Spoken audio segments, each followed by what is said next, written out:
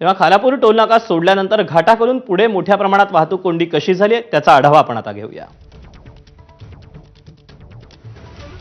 काल संध्याकाळपासून सुरू झालेली ट्रॅफिक गेली 20-22 तास झालं मात्र अद्याप सुटलेली नाहीये।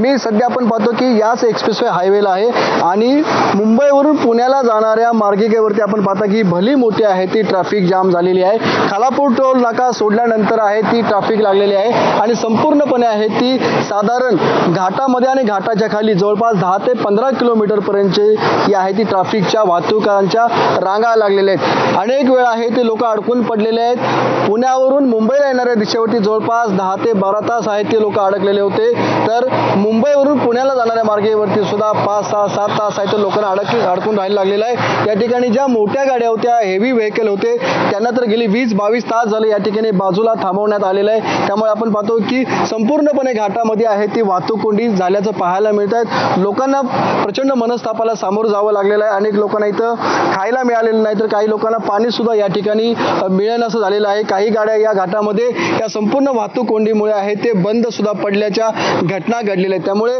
काल संध्याकाळची घटना होती, टँकर पलटी झाला होता, विषारू वायूची गळती झाली होती आणि सध्या आहे ते टँकर बाजूला केलेला आहे। टँकर बाहेर उचलण्याचं काम चालू आहे, मात्र ट्रॅफिक आहे ती गेली 22 तास उलटून गेलं तरी अजूनही जैसे थे परिस्थिती आहे आणि ज्या पद्धतीने मुंबईवरून पुण्याला जाणाऱ्या मार्गिकेवरती ही ट्रॅफिक आहे अशीच परिस्थिती आहे ते पुण्यावरून मुंबईला येणाऱ्या मार्गिकेवरती सुद्धा अशीच परिस्थिती आपल्याला दिसून येते। त्यामुळे संध्याकाळपर्यंत साधारण 6, 7, 8 वाजेपर्यंत ही ट्रॅफिक अशीच राहण्याची दाट शक्यता वर्तवली जात आहे। विनायक पाटील, एबीपी माझा, लोणावळा।